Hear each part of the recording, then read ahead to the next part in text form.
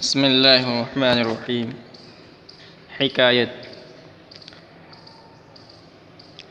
اس حکایت کے بیان کرنے کا مقصد یہ ہے کہ بادشاہ کو اپنے خدام کی پہچان رکھنا بہت ضروری ہے۔ بادشاہ کے جو ماتحت ہوتے ہیں، اور صرف بادشاہ ہی نہیں بلکہ ہر آدمی کو اپنے ماتحت کا خیال رکھنا چاہیے تاکہ ان کے حقوق کی ادائیگی میں کوتاہی نہ ہو، ان کا جو حق ہے ان کا حق ان تک پہنچایا جا سکے۔ تو یہ قصہ ہے ایران کا ایک بادشاہ جس کا نام دارا تھا، اس بادشاہ کا قصہ ہے۔ کہتے ہیں شنیدم کے دارائے فرخ تبار ز لشکر جدا ماند روزے شکار۔ شنیدم یہ واحد متکلم کا صیغہ ہے، بار آ چکا ہے۔ میں نے سنا۔ دارا یہ ایران کا بادشاہ ہے، اور اس نے سکندر سے جنگ کی تھی۔ سکندر ایک بہت بڑا بادشاہ گزرا ہے، اس سے اس نے جنگ کی تھی، اور اسی سے نکرا ہے۔ اور فرخ کے معنی آتے ہیں مبارک کے، اور تبار کے معنی آتے ہیں خاندان کے، قبیلے کے، اور ماند یہ ماندن سے ہے، رہنا، باقی رہنا، اور روزے شکار، شکار کے دن۔ شنیدم کے دارائے فرخ تبار، میں نے سنا کہ مبارک خاندان والا دارا۔ شنیدم میں نے سنا کہ دارا یہ موصوف ہے، فرخ تبار اسی کی صفت ہے۔ شنیدم کے دارائے فرخ تبار، میں نے سنا کہ مبارک خاندان والا دارا ز لشکر جدا ماند روزے شکار، شکار کے دن لشکر سے جدا ہو گیا، الگ ہو گیا۔ جیسا کہ پہلے جو بادشاہ گزرے ہیں ان کا ایک مزاج ہوتا تھا کہ وہ شکار کے لیے جنگل جایا کرتے تھے۔ کسی شکار، مثال کے طور پر ہرن کا شکار ہے تو اس کے لیے وہ جنگل جاتے تھے۔ کبھی کبھی شیر کا بھی شکار کر لیا کرتے تھے، تو وہ فوج کی ایک ٹکڑی لے کے جاتے تھے، اپنے باڈی گارڈ، محافظ دستے کے ساتھ جاتے تھے۔ لیکن جب کوئی شکار کے پیچھے ہوتا تھا، یعنی شکار ہے سامنے اور اس کے پیچھے اس نے گھوڑا دوڑا دیا، تو ان حالات میں عام طور پر اس کے جو باڈی گارڈ ہوتے تھے، محافظ ہوتے تھے، وہ بادشاہ کا ساتھ نہیں دے پاتے تھے، اس لیے کہ وہ بالکل شکار کے پیچھے تیزی سے بھاگ رہا ہے، اور بادشاہ کا گھوڑا عام طور پر بہت اعلیٰ نسب کا ہوتا ہے تو آگے نکل جاتا تھا۔ تو ایسا ہی ہوا، تو اس حالت میں جو سپاہی ہوتے تھے وہ پیچھے رہ جاتے تھے، اور بادشاہ شکار کے چکر میں اپنا راستہ بھٹک جاتا تھا۔ تو اس بادشاہ کے ساتھ بھی ایسا ہوا تھا۔ دوا آمدش گلبانی و پیش، اب وہ راستہ بھٹک گیا اور اپنے محافظ باڈی گارڈ سے الگ ہو گئے۔ کہہ رہے دوا آمدش گلبانی و پیش شہنشاہ و آور آورد تغلق زکیش۔ دوا دویدن مصدر سے ہے، دوڑتا ہوا، اور آمدش یہ آمدن سے ہے، آیا، شین ضمیر اس کے پاس، گلہبان، گلہبان کہتے ہیں چرواہے کو، اور اسی سے ہے نکرا، گلہبان ایک چرواہا۔ آورد نکالا، تغلق یہ ترکی زبان کا لفظ ہے، اس کے معنی آتے ہیں تیر، اور کیش کے معنی آتے ہیں ترکش، جس کے اندر تیر کو رکھا جاتا ہے۔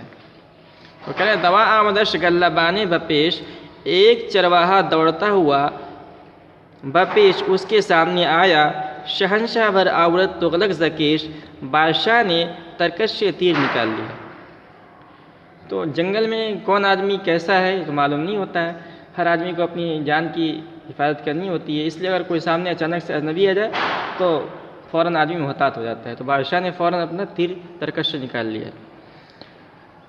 اب شیخ سعدی وہی نصیحت کر رہے ہیں کہ جنگل کے اندر ہمیشہ ہوشیار رہنا چاہیے۔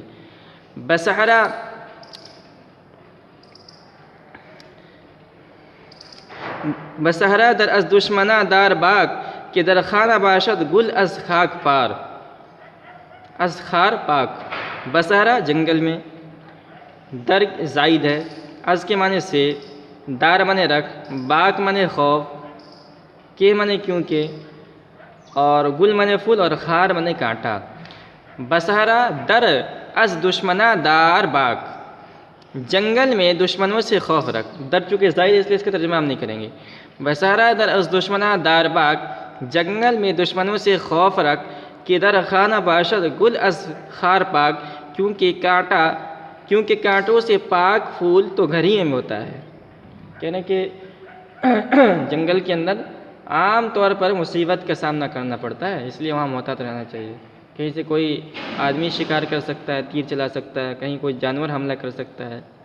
جیسے اگر آدمی گھر کے اندر ہے، گھر کے اندر کوئی پھول لا کر دے، کوئی پھول ہو تو اس پھول کے اندر کانٹا نہیں ہوتا ہے، ٹوٹا ہوا ہوتا ہے. اسی طرح آدمی اپنے گھر کے اندر محفوظ ہوتا ہے، جس طرح پھول ایک گھر میں کانٹوں سے صاف ہوتا ہے. لیکن جنگل میں اگر آدمی پھول توڑنے کے لیے جائے تو وہاں جب پھول توڑنے کے لیے جائے گا تو کانٹوں سے بھی سامنا ہوگا، کانٹا بھی چبھ سکتا ہے. اسی طرح جنگل میں آدمی اگر شکار کے لیے کسی بھی وجہ سے گیا ہے تو وہاں دشمن سے محتاط رہنا چاہیے. مطلب ہے کہ احتیاط کرنا چاہیے. برعورت چوپانے بد دل خروش کہ دشمن نیم در ہلاکم مکوش. برعورت کے معنی نکال، اور چوپان کے معنی چوراہا، بد دل معنی برے دل والا، خروش کے معنی چیخ، اور ہلاکم یہ متکلم کا صیغہ ہے، واحد متکلم، میری ہلاکت. مکوش کے یہ فعل نہیں ہے، کوشش مصدر سے، مت کوشش کر. برعورت چوپانے بد دل خروش کہہ رہے ہیں بد دل چرواہے نے چیخ ماری کہ دشمن نیم در ہلاکت مکوش کہ میں دشمن نہیں ہوں، میرے ہلاکت کی کوشش نہ کر. من آنم کی اسمان شہ پرورم بخدمت دری مرغزار آورم. من میں، آنم من وہ ہوں، اسما یہ اسکی کی جمع ہے گھوڑے، شہ کے معنی بادشاہ، پرورم میں پالتا ہوں، پرورش کرتا ہوں، بخدمت خدمت کے لیے، مرغزار کے معنی سبزہ زار کے آتے ہیں، آورم کے معنی لاتا ہوں میں. تو اس آدمی نے جنگل میں بادشاہ کے سامنے جو آدمی تھا وہ دراصل بادشاہ کا چرواہا تھا، جو گھوڑوں کی پرورش کرتا تھا، اس کی گھوڑوں کو چراتا تھا. تو اس نے اپنا تعارف کرایا. من آنم کے اسمان شہ پرورم میں وہ ہوں جو بادشاہوں کے گھوڑے پالتا ہوں، بخدمت دری مرغزار آورم خدمت کے لیے اس چراگاہ میں لاتا ہوں. اس نے کہا کہ میں آپ کا دشمن نہیں ہوں، بلکہ میں تو چرواہا ہوں اور میں آپ ہی کے گھوڑے چرانے کے لیے اس جنگل کے اندر آیا ہوں. ملک را دل رفت آمد بجائے بخندید و گفت اے نکوہی درائے. ملک بادشاہ، دل رفتہ گیا ہوا دل، آمد آیا، بجا جگہ پر، بخندید خندید مصدر سے ہے ہنسنا، ہنس پڑا، نکوہی درائے بری رائے والا، بیوقوف. ملک را دل رفتہ آمد بجائے، بادشاہ کا اڑا ہوا دل ٹھکانے آیا، بخندید وگفت اے نکوہی درائے، اے نکوہی درائے ہنس کر کہنے لگا اے بیوقوف. یعنی بادشاہ نے فوراً جب اس کو چرواہے کو دیکھا تو فوری طور پر اس کو خیال آیا کہ میرا دشمن ہوگا، اس لیے وہ ڈر گیا. لیکن جب چرواہے نے اپنا تعارف کرایا تو اس نے کہا، یعنی اس کا دل، اس کا خوف جاتا رہا، اور پھر وہ اس چرواہے سے مخاطب کہا کہ اے بیوقوف، ترا یاوری کرد فرخ سروش وگرنہ ز آوردہ بودم بگوش. ترا تیری، یاوری مدد کیا، اور فرخ مبارک، سروش کے معنی آتے ہیں غیبی آواز کے، زہ کے معنی چلہ اس دھاگے کو کہتے ہیں، اس رسی کو کہتے ہیں جو کمان پر چڑھا ہوتا ہے، جس پر تیر لگا کر کھینچتے ہیں. اور گوشت کے معنی کان، با اس پر لگا ہوا ہے. ملک، اچھا، ترا یاوری کر فرخ سروش، غیبی فرشتے نے تیری مدد کی. فرخ سروش سے مراد یہاں غیبی فرشتہ ہے، ٹھیک ہے. فرخ کے معنی مبارک کہتے ہیں، سروش کے معنی غیبی آواز، یعنی غیبی فرشتے نے. ترا یاوری کر فرخ سروش، غیبی فرشتے نے تیری مدد کی، وگرنہ ز آوردہ بودم بگوش، ورنہ میں تو چلہ کان تک لے آیا تھا.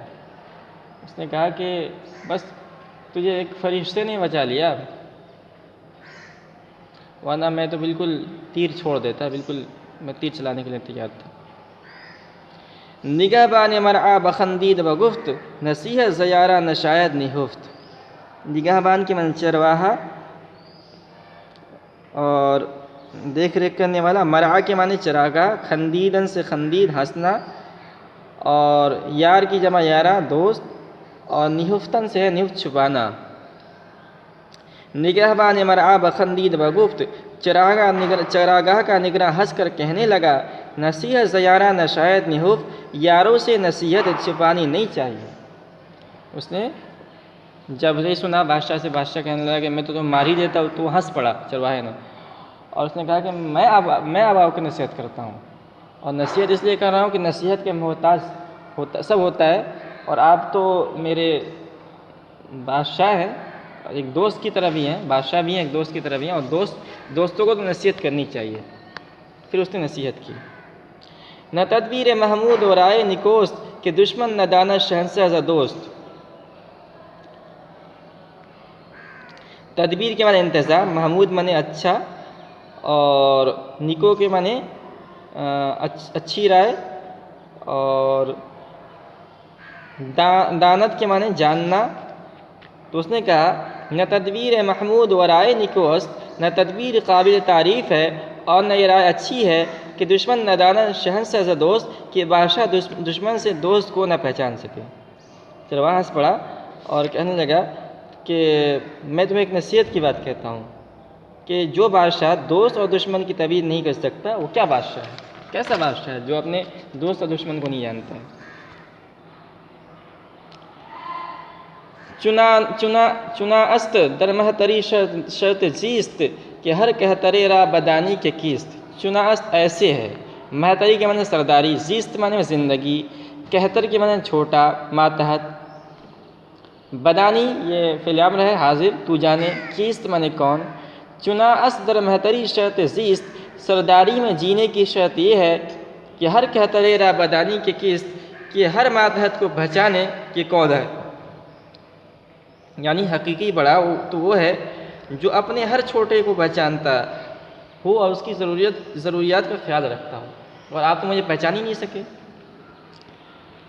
مرا بارہا در حضر دیدہ، ز خیل و چراگاہ پرسیدہ۔ مرا مجھ کو، بارہا کئی مرتبہ، حضر کے معنی دربار، دیدہ تو نے دیکھا، خیل کے معنی گھوڑا، چراگاہ معنی جہاں جانور کو چرایا جاتا ہے، پرسیدہ پرسیدن سے ہے حاضر کا صیغہ تو نے پوچھا۔ مرا بارہا در حضر دیدہ، مجھے آپ نے بارہا دربار میں دیکھا، ز خیل و چراگاہ پرسیدہ، گھوڑوں اور چراگاہ کے متعلق پوچھا۔ کیا میں کوئی نیا آدمی نہیں ہوں، آپ بارہا دربار میں آپ کا میرا اور آپ کا سامنا ہوا ہے، اور آپ نے کئی مرتبہ مجھے اپنے گھوڑے کے متعلق دریافت کیا ہے کہ کیسا ہے، کیسے تم گھوڑے چلاتے ہو، کیا حال چال ہے وغیرہ۔ کنونم بمہر آمدم پیش باز، نمی دانیم از بد اندیش باز۔